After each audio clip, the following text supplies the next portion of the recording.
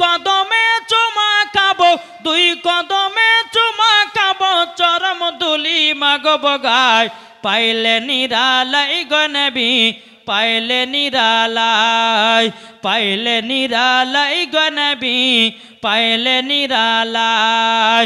দয়াল নবী কত দূরে লোহিত সাগরের তীরে, মদিনার সোনার ঘরে আছেন তিনি সর্বদাই, পাইলে নিরালাই গো নবী, পাইলে নিরালাই, পাইলে নিরালাই গো নবী, পাইলে নিরালাই।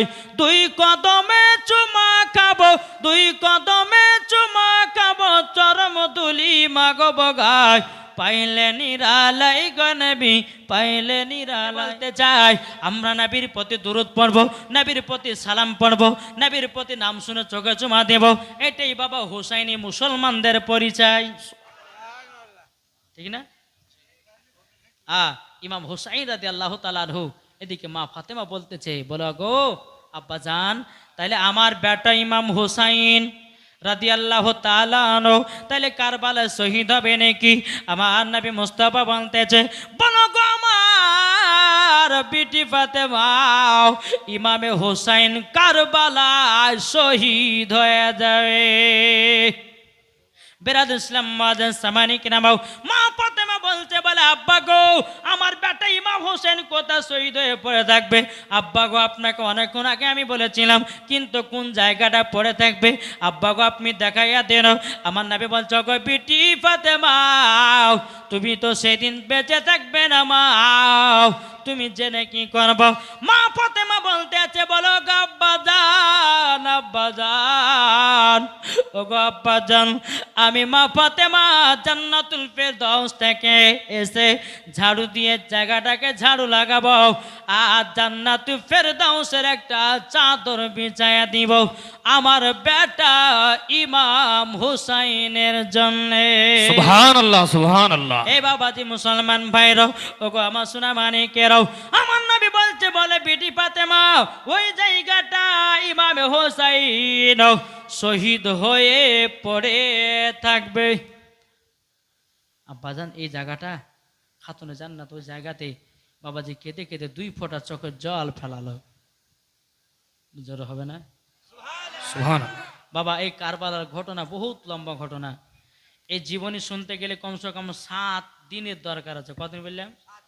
7 দিন। একবার জন্ম থেকে গেলে ইমাম হাসান হোসেনের জীবনী তো বাবা কিয়ামত পর্যন্ত শেষ হবে না, তবে একটা অনুবাদ 7 দিন যদি হয় কিনা, তো আপনাদেরকে শুনিয়ে মজাও লাগবে আর শুনতেও আপনাদেরকে ভালো লাগবে। তো বাবাজি ইমাম হাসান হোসেনের বয়স যখন বাবাজি 8 থেকে 6 বছর হলো, কত বললাম আমি, কিন্তু ঘটনা ছেড়ে দিলাম বাবজি, ছোট 5 বছর না, 8 থেকে 6 বছরের ঘটনা ধরছি, মন তো শোনেন। বেরাদুল ইসলাম মুআজ্জাজ সামানিক রাম, ইমাম হাসান ইমাম হোসাইন বাবাজি ঈদের নামাজ পড়বে, ঈদের নামাজ পড়বে। এখন ইমাম হাসান ইমাম হোসেন খাতুনে জান্নাতের কাছে গেছেন, বলছে, গো আম্মা জান, ও আম্মা জান, আপনার কাছে একটা আবেদন করবো গো আম্মা জান। বলে কি? মা গো মা, কালকে তো ঈদের নামাজ হবে। ও মা জননী, সবাই তো নতুন নতুন পোশাক পরে নিয়েছে, ও গো মাও আমাদের 2 ভাইয়ের কি নতুন পোশাক হবে না? মা ফাতেমা রাদিয়াল্লাহু তাআলা আনহা তিনি বলতে আছো, গো বেটারা বেটারাও, তোমরা টেনশন করো নাও, তোমাদের নতুন পোশাক হবে। জোর বলেন না সুবহানাল্লাহ। মা ফাতেমা রাদিয়াল্লাহু তাআলা আনহা বাবাজি 2 রাকাত নফল নামাজ পড়লেন। বাবাজি সারা রাত্রি আপনার তাহাজ্জুদের নামাজ পড়লেন। তাহাজ্জুদের নামাজ পড়ার পর হযরতে বেলাল মসজিদে নববীতে আযান দিতেছে, আসসালাতু খায়রুম মিনান্নাওম।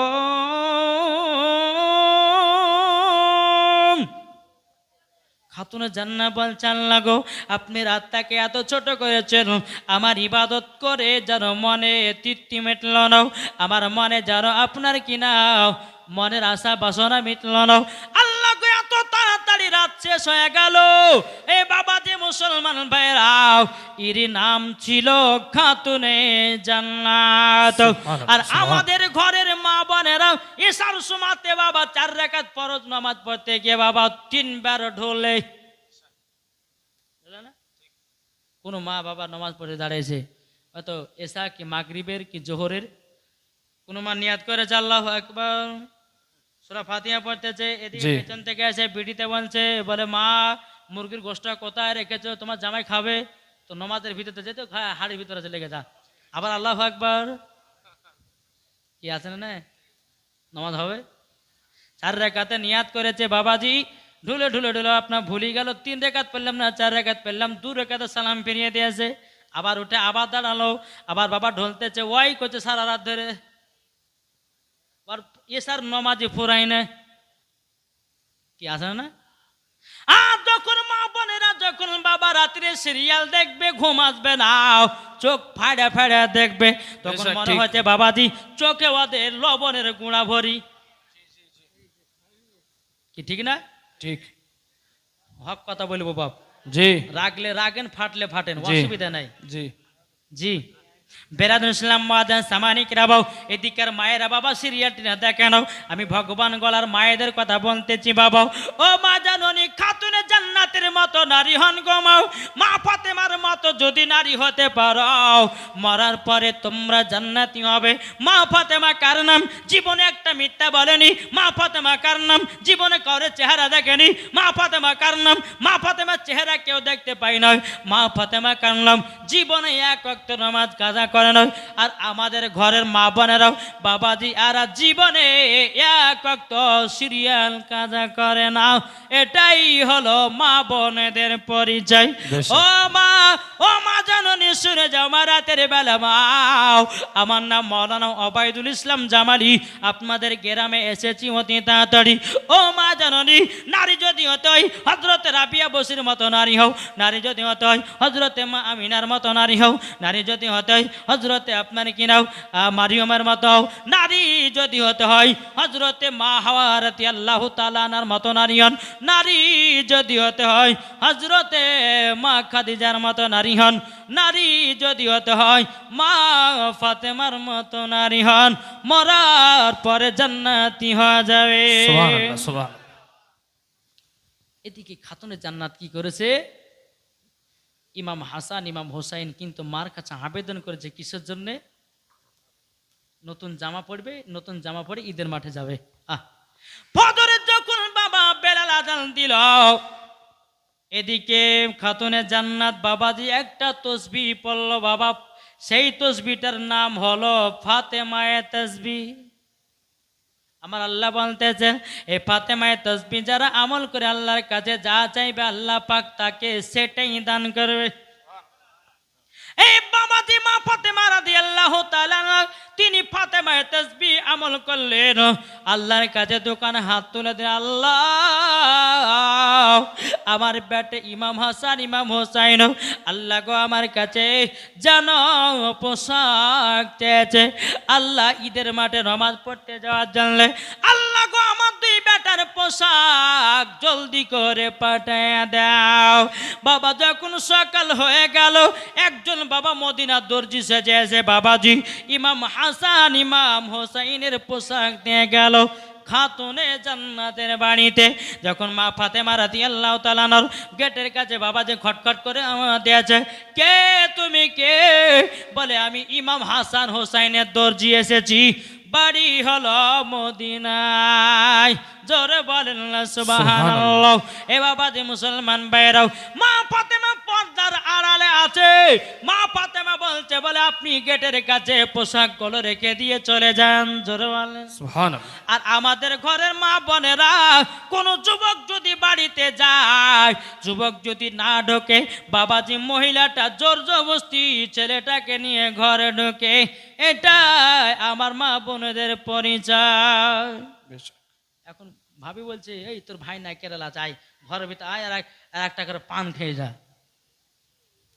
বুঝলেন না?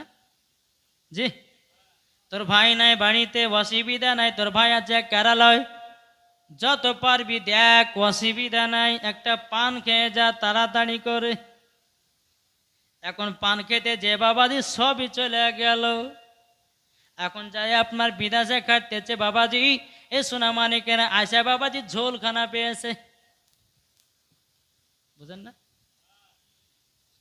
চলছে না, চলছে না? মুসলমানদের এত বাবা খারাপ গতি হবে কেন রে বাবা? আল্লাহ বলছে, বলে বান্দারে, তোমার দিলে যদি নবীর মোহাব্বত থাকে, তোমার দিলে যদি কোনো খারাপের নিয়াত না থাকে, আল্লাহ বলতেছে মরার পরে জান্নাতি জান্নাতি। সুবহানাল্লাহ। এ বাবা এখনো ইমানদার মানুষ আছে রে বাবা, ইমানদার মানুষ দুনিয়াতে এখনো আছে, বলে বাবা দুনিয়াটা টিকে আছে।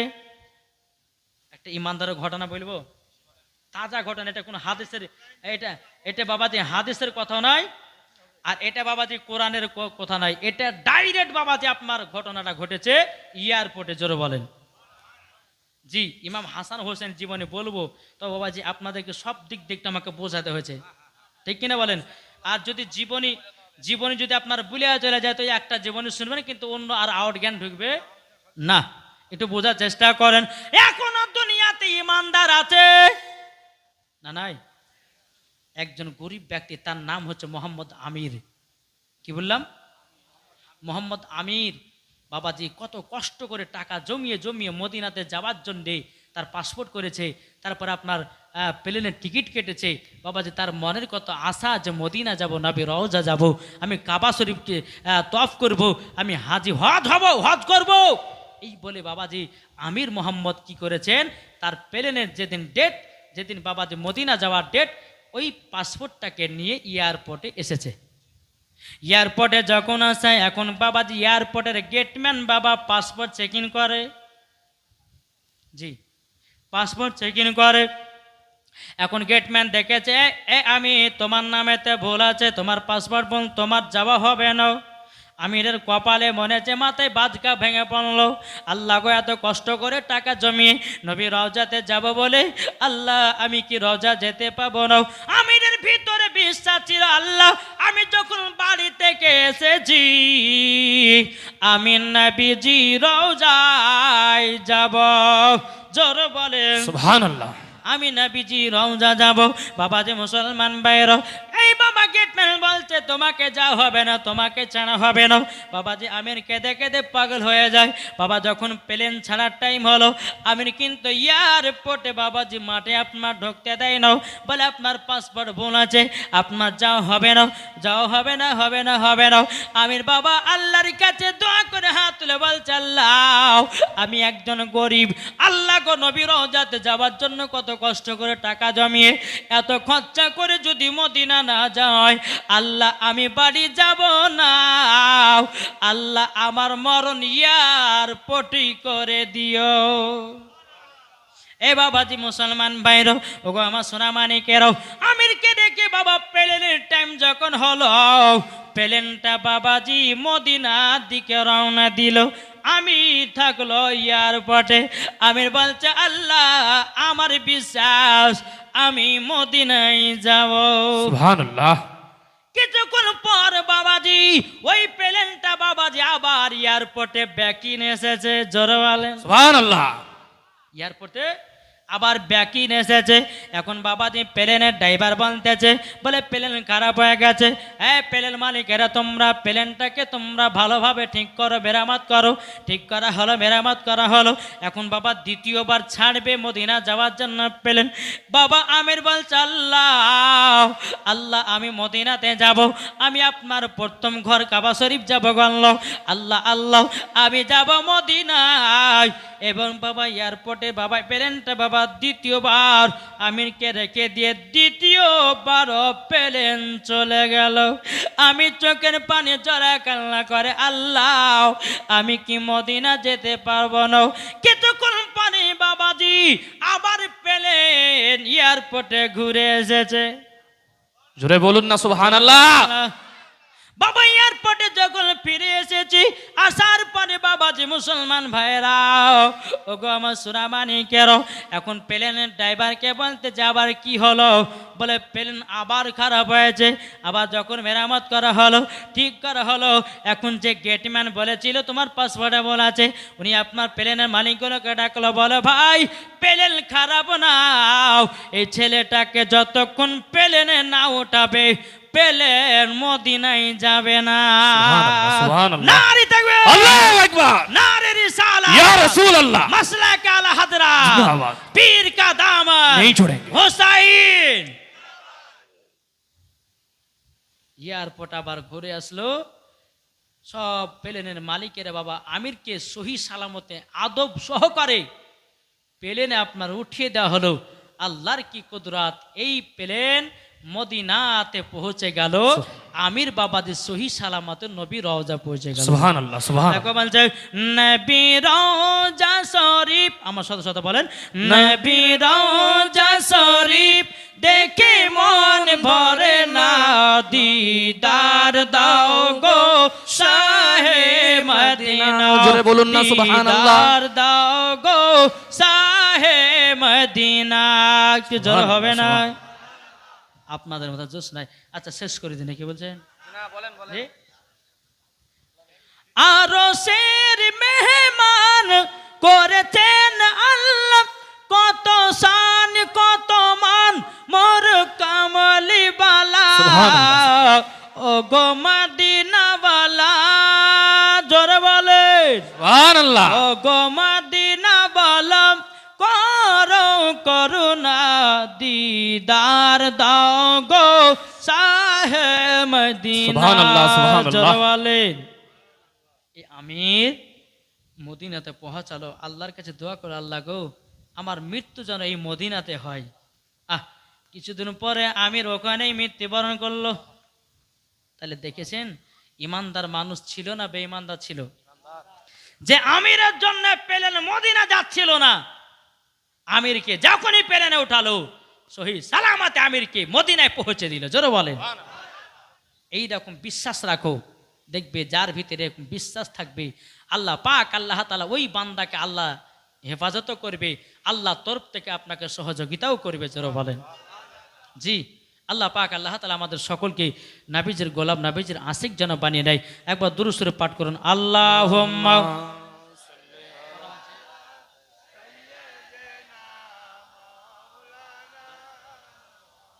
ওয়ালা আলে সাইয়্যিদিনা মাওলানা মুহাম্মদ সাল্লাল্লাহু তাআলা সাল্লাম।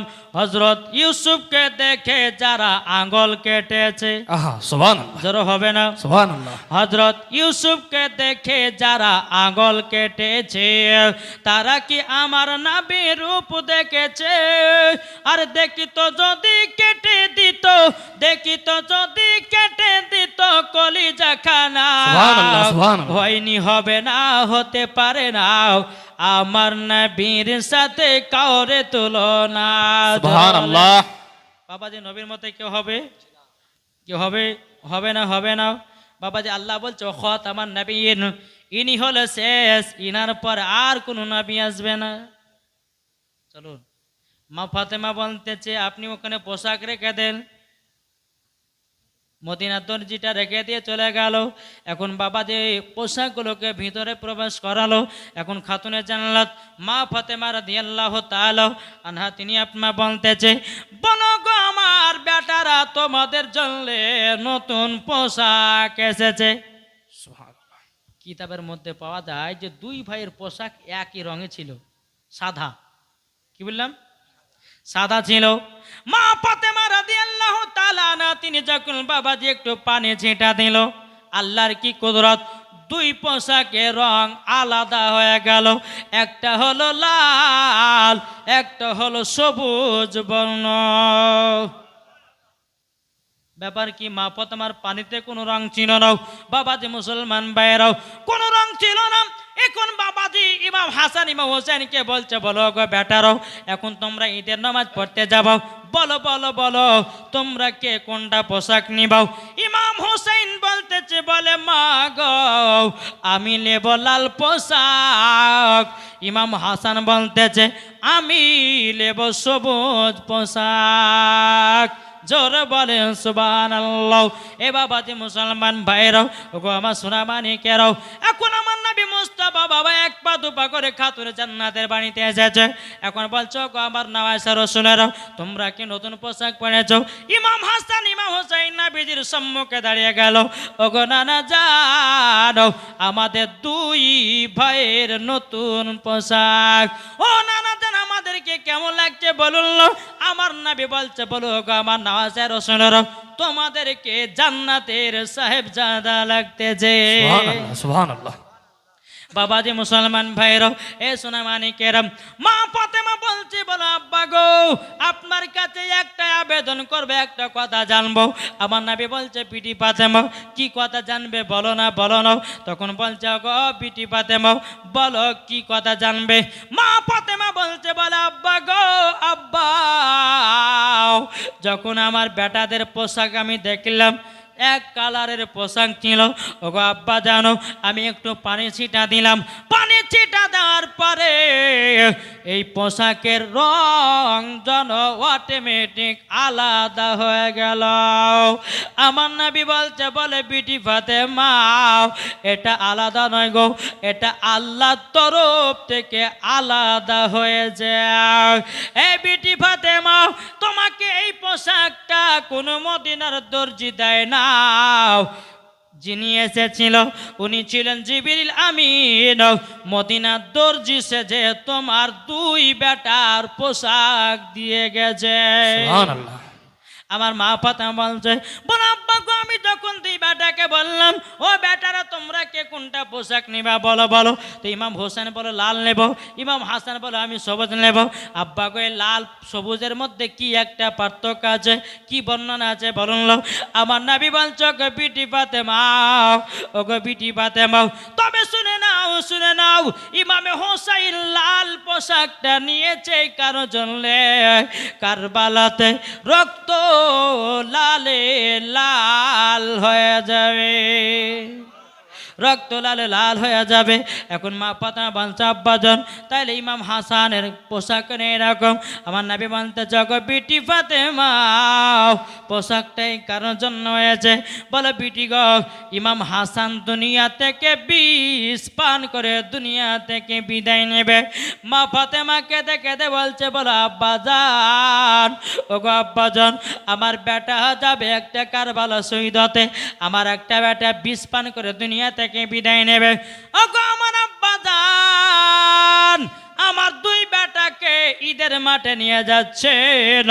আব্বা গো আমার দুই বেটাকে দান করে দিলাম। সুবহানাল্লাহ, সুবহানাল্লাহ। এখন বাইরাতুল ইসলাম মাদার সামানিকরাও, আমার নবী মুস্তাফা ইমাম হাসান ইমাম হোসেনকে বাবাজি কাঁধে তুলে নিয়েছে, ঈদের মাঠে যাচ্ছে। জোরে বলেন। তাই কো বলতেছে, দুই কাঁধেতে চেপে আছে ইমাম হোসেন ও হাসান, ধীরে ধীরে চলেন নবী ঈদগাহর ময়দান। জোরে হবে না? দুই কাঁধেতে চেপে আছে ইমাম হোসেন ও হাসান, ধীরে ধীরে চলেন নবী ঈদগাহ ময়দান। কাল সকালে ঈদের নামাজ পড়ব মা জননী, এখনো কি নতুন পোশাক মদের কিনা হয়নি, মদের কিনা হয়নি। জান্নাত রানী মা ফাতেমা ওগো করোনা বায়ান, জান্নাত রানী মা ফাতেমা ওগো করোনা বায়ান, ধীরে ধীরে চলেন নবী ঈদগাহ ময়দান, ধীরে ধীরে চলেন নবী ঈদগাহ ময়দান। দুই কাঁধেতে চেপে আছে ইমাম হোসেন ও হাসান, ধীরে ধীরে চলেন নবী ঈদগাহ ময়দান। আল্লাহ হুম্মা সাল্লি আলা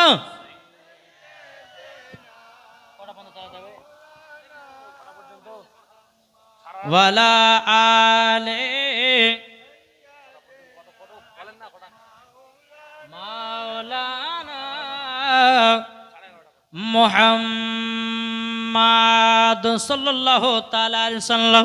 আমার নবী মুস্তাফা ইমাম হাসান ইমাম হোসেনকে বাবা দুই কাঁধে বাবা তুলে নিয়েছে।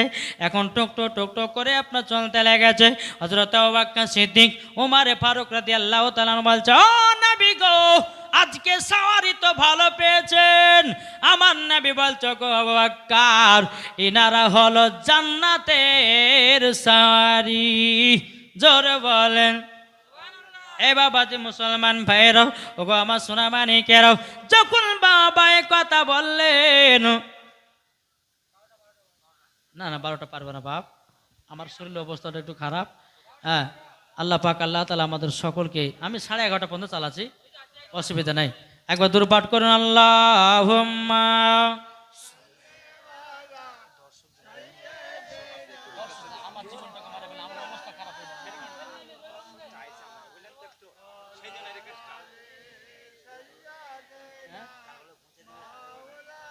সারা রাতে না না বলো না।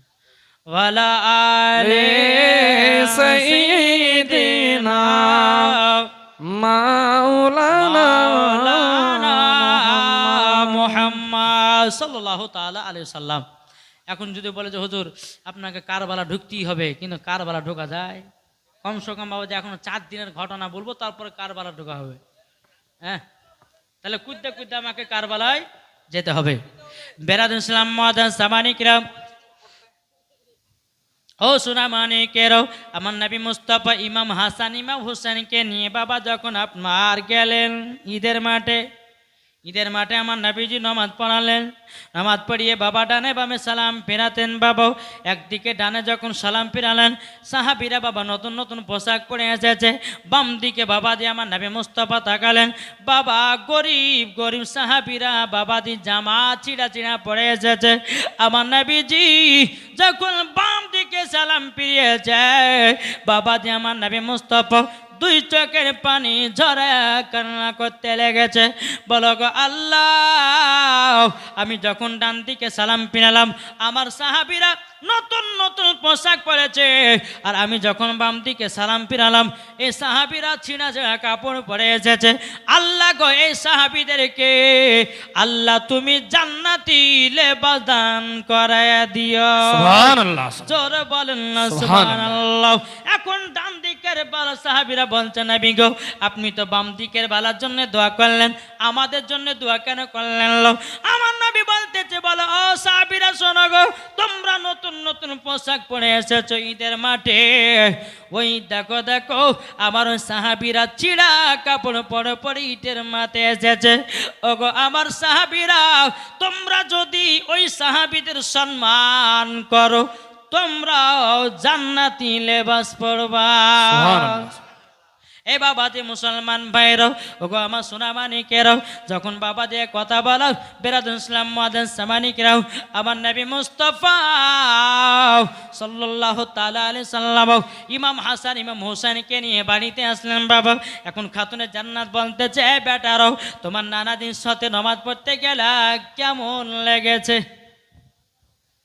ইমাম হাসান ইমাম হোসেন বলছে, মা গো, আমরা আজকে নানাজির কাঁধে চড়েছিলাম, এত সুন্দর লেগেছে, মনে হচ্ছে আমরা জান্নাতের চৌখাটে মনে হচ্ছে বেড়াচ্ছি। জোরে বলে সুবহানাল্লাহ। জি সোনা মানিক, আসুন আমরা সকলে নবীকে মোহাব্বত করবো, ইমাম হাসান হোসেনকে মোহাব্বত করবো। জোরে বলে সুবহানাল্লাহ। সুবহানাল্লাহ। একদিন বাবা যে হঠাৎ করে মা ফাতেমার বাড়িতে 3 দিন ধরে চুলহা জ্বলে না। কদিন বললাম? 3 দিন। ইমাম হাসান ইমাম হোসেন দিনার মাকে বলছে, মা ও মা জননী, 3 দিন ধরে খাওয়া দাওয়া নাই। ও গো মা জননী, আপনি খাবারের ব্যবস্থা করুন। মা ফাতেমা রাদিয়াল্লাহু তাআলা আনহা তিনি বলতে চায়, বেটারা গো বেটারা, তোমার আব্বু মদিনায় কাজে গেছে, মদিনা থেকে তোমার আব্বা আসবে খাবার নিয়ে, তখন তোমরা 2 ভাই খাবা। খাতুনে জান্নাত কি করলেন? বেটাদেরকে সান্ত্বনা দিচ্ছে, আর দুনো বেটাকে কি করলো? ঘরের ভিতরে নিয়ে গিয়ে বাবাজি খাটে শুইয়ে দিল। কোন খাট? সে ছিল দড়ির খাট। কোন খাট? এই দড়ির খাট আপনারা দেখেছেন না দেখেননি? হ্যাঁ, বাগানে নিয়ে চলে যায় ভাঁজ করে, তারপর বাগানে আপনার দড়ির খাটে শোয়। ওই দড়ির খাটে বাবাজি ইমাম হাসান ইমাম হোসেনকে বাবা শোয়াতেছে। বাবা পবিত্র কোরআন তেলাওয়াত শুনিয়ে শুনিয়ে জোরে বলেন ইমাম হাসান ইমাম হোসেন বলছে মা গো ঘুম আসে নাও। মা ফাতেমা বলতেছে ওগো আমার বেটারা চলো কোরআন তেলাওয়াত করতেছি। কোরআন তেলাওয়াত শুনে শুনে শুনে ইমাম হাসান ইমাম হোসেন বাবা আপনার ঘুমিয়ে যেতেন জোরে বলেন সুবহানাল্লাহ। আর এখনকার আমার মা বোনেরা তারা বাবাজি বাচ্চা যদি কান্না করে বাবাজি হাতে মোবাইল ধরাতেছে। বেশক। এখন 2 বছর হোক বা 3 বছর হোক বা 1 বছর হোক, ঠিক। ধরাছে না? ও ভাই তোমাদেরকে বলি তোমরা নিজের পায়ে নিজে কুড়াল মারতেছো, বাচ্চাদের হাতে মোবাইল দিয়ে নাও। এখন বাচ্চা বলছে মা মোবাইল নাইলে ভাতও খাবো না। এখন ভাত খাওয়ার জন্য মা মোবাইল হাতে ধরাতেছে। কি কি গো, ঠিক না? বাবাজি মুসলমান ও যুবক ভাইরা তোমাদেরকে বলতে চাই, ও ভাই তোমাদেরকে আরো বলতে চাই, নিজের বেটা বিটিদেরকে ঠিক রাখো। নিজের বেটা বিটি যদি সঠিক থাকে তুমিও জান্নাতি হবে। তোমার বেটাকে যদি ড্যান্সার বানাও মরার পরে জাহান্নামে দিবে আল্লাহ। তোমার বেটাকে যদি ফ্রি ফায়ার বালা বানাও তোমাকে জাহান্নামে দেবে। তোমার বেটাকে যদি মদখোর বানাও তোমাকে জাহান্নামে দিবে। তোমার বেটাকে যদি বেনামাজি বানাও তোমাকে জাহান্নামে দেবে।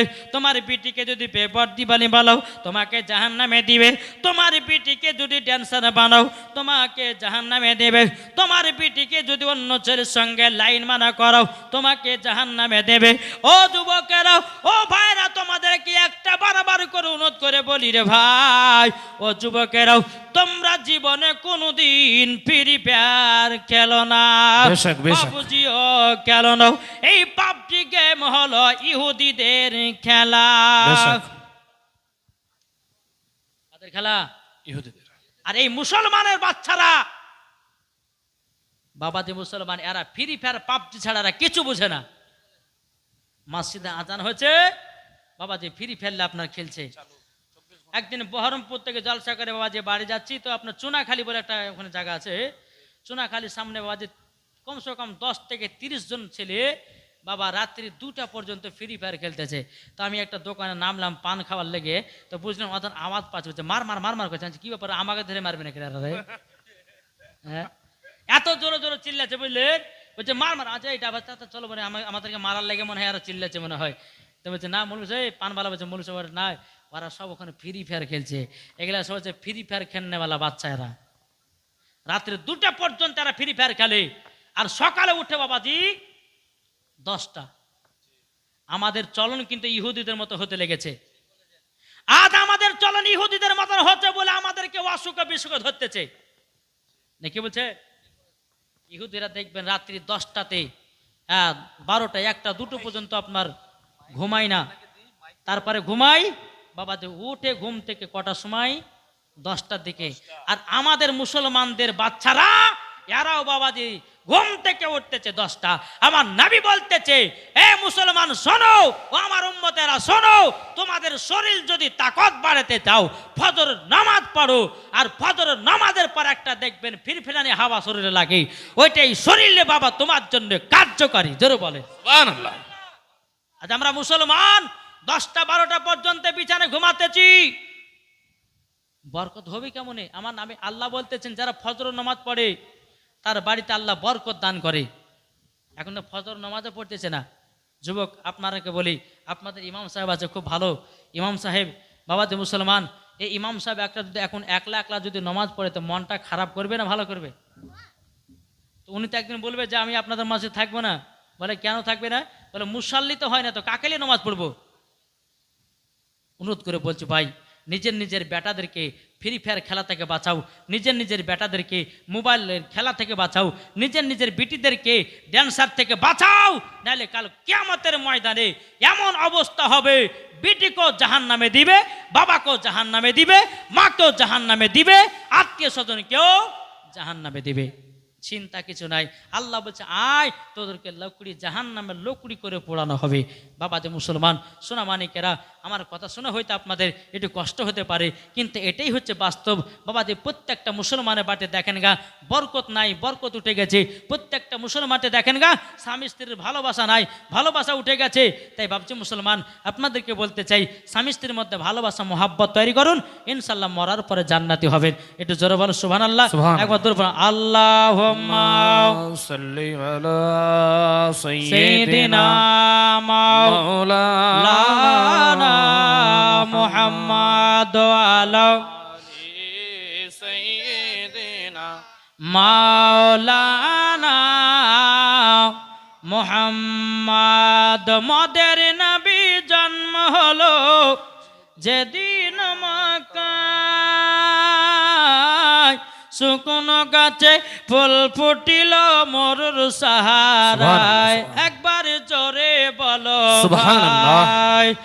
আদব সহকারে নূর নবীজিকে ঘিরে, আদব সহকারে নূর নবীজিকে ঘিরে, নূরের দুলনায় দুলনা মাগো, তোমার লালের নাই তুলনা।